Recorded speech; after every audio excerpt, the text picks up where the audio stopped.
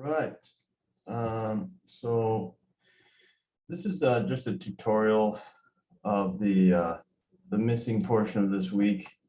We're going to be diving into conditional if else's and also do some custom Boolean stuff. Just feel free to follow along, and I'll try to describe things the best I can as we move through stuff. I'm going to share my screen. Okay.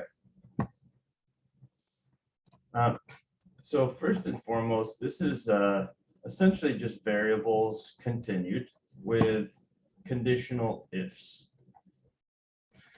A simple if-else block looks like here's an if, right? Decisions in computer ease, carbon-based life. As an example, if it is raining hard enough to bother me outside, maybe I'll put on a hat or carry an umbrella. Depends on my mood. So silicone-based machines. Rain intensity equals calculated intensity. If rain intensity greater than 3, wear rain cover. Decisions in computer ease. Carbon-based life. If it is raining hard enough to bother me outside, maybe I'll put on a hat or carry an umbrella. It depends on my mood. Otherwise, I'm wearing my new shades for the sunshine, right? Silicone-based machines, rain intensity equals calc intensity. If rain intensity greater than 3, wear rain cover. Else, or otherwise, wear sun cover, meaning shades. The simple if-else block. Boolean expression, rain intensity, right? An expression that can evaluate to true or false. The way it's set up here is just do if true, right? If not, do this. Boolean expression, an expression that can evaluate to true or false. If Boolean expression, that's where you place it. Do if true, make a statement of what would happen. Make a statement of what would happen. Perhaps, 1 or 2. You can do as many as you like. Else, otherwise, do this. Statement. And we can actually start with a creeping circle. How would we do that? So basically, we'll just go back and do P5 here. And we want to proceed with cycling the circle, right? So we'll start by creeping, right? Just kind of have it move along the screen. We will put that here, and we will use the global variable we created in the draw function. So in P5, we can say, well, we're going to have to put it above here. So we'll go ahead and say, make a little room, give a little space, let circle x equal -10. And you can really put any number you'd like there. I'm just using -10. I am going to just change this to 600 just so it's a little bit bigger.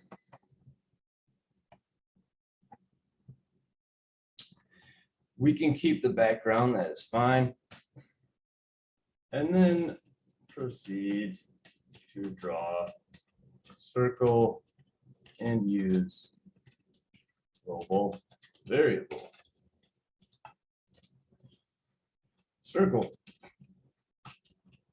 circle x height divided by 2 and a radius of 20.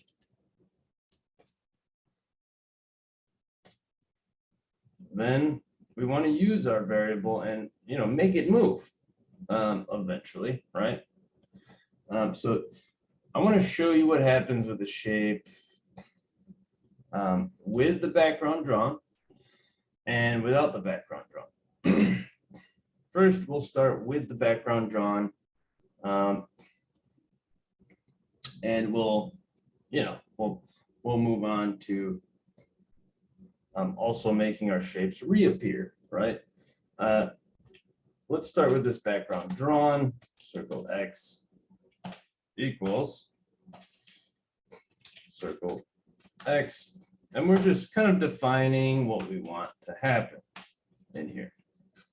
If we press play, we can see that the circle is being drawn and is moving across to the other side at a rate of 1 pixel.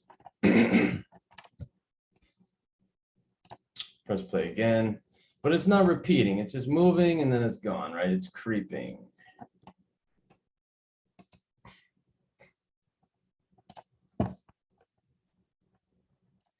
So what happens if the background is gone? If the background is gone, you will be drawing a nice line. And keep in mind, I have the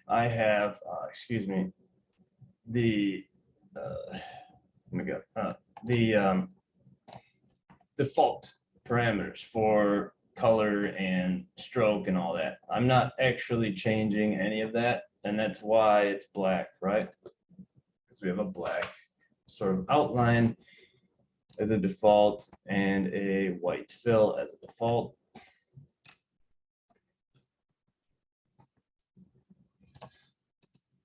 And if we wanted to, let's say, make the circle do a little bit more, right? Maybe we want a rectangle to also move, right?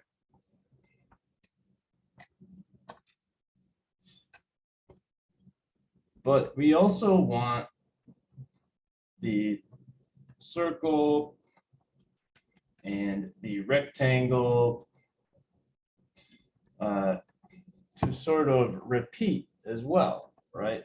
We want it to come back and go across. And in order to do that, we want to make sure that we define certain things to make that happen. Let's start out by simply drawing the rectangle portion. So make rectangle cross. Well, and we'll get into the looping stuff in a bit here. For now, let's just make these move. And we'll get into the if statements as well in a little bit. Rect x, which we have not defined yet, so let's do that. So let rect x equal, let's just say 410 or 610. Yeah, 610 is good because then it'll come from the other side because our canvas is that size, right? Excuse me.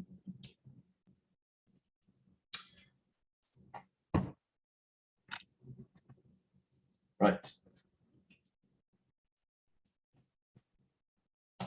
And we'll do something with the height. We'll make it divided by 3. That's how we'll kind of scale, make the y position, right? Because remember x, y, w, h. And in this instance, I'm not even going to bother with the h. I'm just going to allow it to populate as is from this kind of center, right? In a way, I guess it would be a radius, even though it's not a circle. But yeah. And then I want to define what happens with that so that it animates. This is going to make it move, right? Rect x minus 1. And what the heck happens, right? Well, they're now going in the opposite direction, hanging out with each other.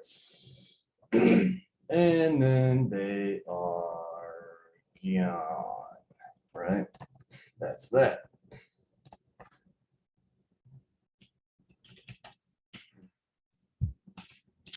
Make it move.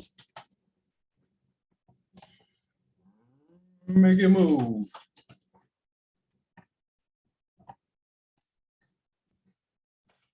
Carrying on, let's play with how to get things to come back.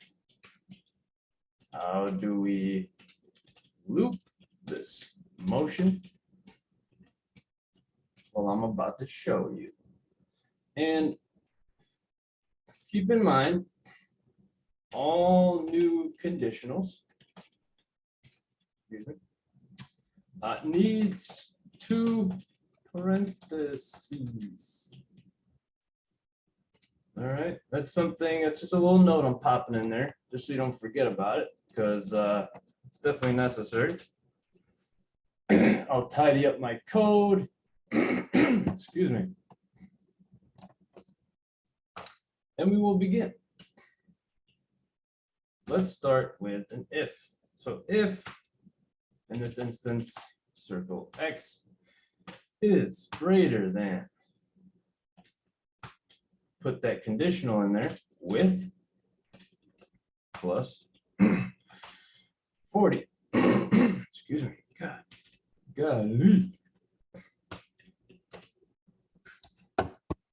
Now, just like in the slides, make a statement. In this case, I want circle x. And actually, I'll put a comment here. Where do you want them to go? Once that value is reached. And let's just say circle x equals I don't know, -10 again, or -20. Yeah, that's fine. And also, instead of creating 2 if statements for 2 separate shapes, we can actually just use circle x, right? And the goal in this class is for me to not only teach you how to code, but also how to code efficiently. We don't need to code both of them, right? We can use this one to tell the other what to do, to tell rect x what to do. So, suffice it to say, now, where is the rectangle going? Rect x equals, whoops, equals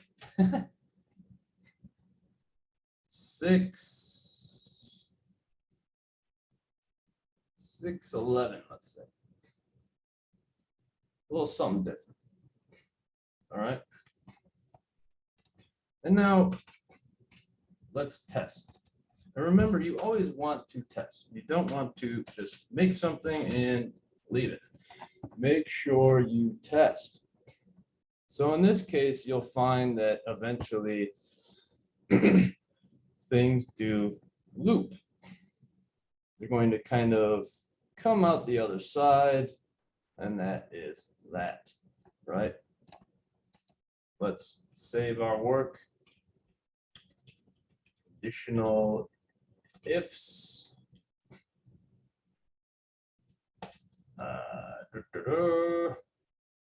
And 101.2, I'll call it F. We'll save it. Make sure it still works.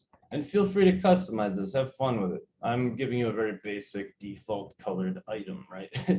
Nothing really grand here. But you can do a lot with all this. So yeah, and after reviewing all this, let's kind of put them to use in a way. And we did that a little bit by drawing, not a lot, but a little bit.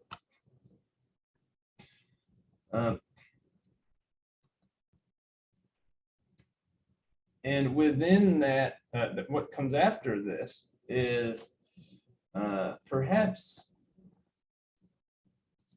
an adjustment of frame rate. This is something you can play with, right? We can also play with, if we wanted to show the frame rate, we can adjust text and put that in a particular place, right? So let's go ahead and let's just place a little bit of text, and we'll just play with frame rate a little bit here, right? Kind of a fun thing to check out.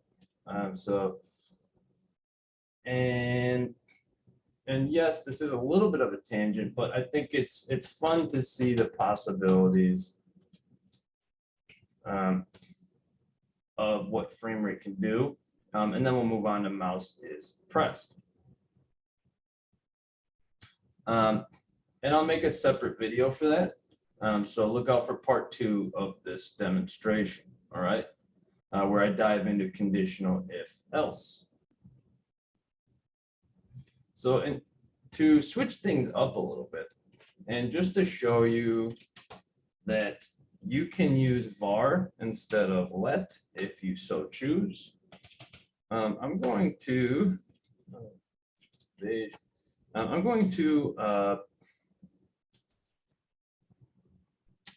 show you how that looks and how we can use it to our advantage just within the draw function itself as a local variable.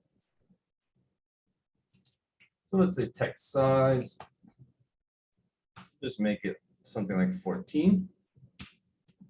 Press enter. Using var instead of let. For fun. Var.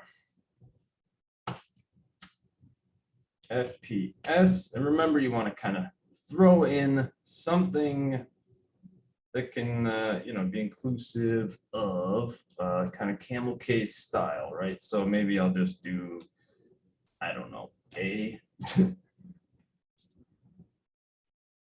We'll give it a value of parse int. And you may ask yourself, well, what the heck is parse int?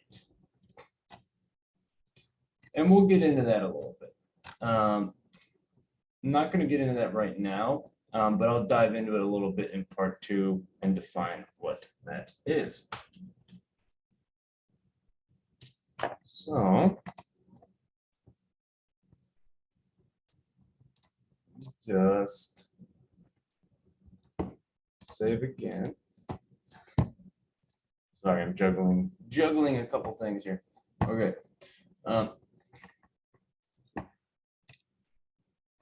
Yeah.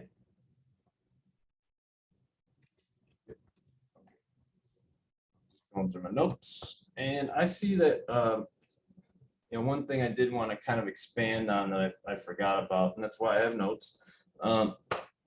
to remind me of things. You can use, strings to your advantage. Obviously, within text, it would just kind of populate as whatever you put within that string, right? And keep in mind, you want to give it that space. So that space is kind of important. Otherwise, it's just going to be all cluttered together. So keep that in mind.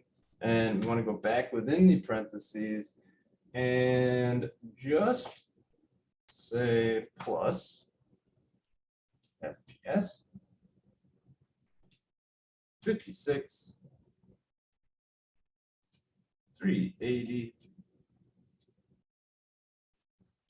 And note that the FPS is still blue here. Why is that?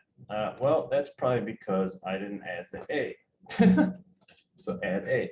Now we're golden.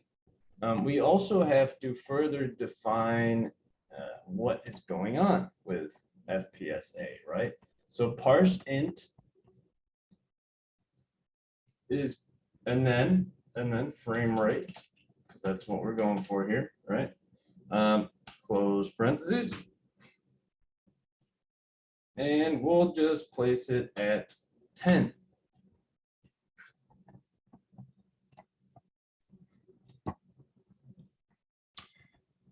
Now let's just see what happens when we press play.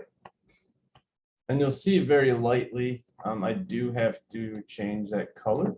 I'm going to change it to a dark. Actually, I'll just change it to pink. I like pink. No, it's too light. You can't see it. Let's go with blue. And now you can see it. And notice that the default has changed because I've finally kind of given it some sort of color direction, right? I've told it this is going to be blue, and it's therefore kind of overridden the other stuff. So now default color is gone, and we just have blue, no stroke. So that's what I wanted to get into for part one. Part two is going to be also kind of short. But this is all very important, not only for your homework, but also for the, kind of giving you a nice foundation for next week. With that, I shall depart and see you in the next part two video.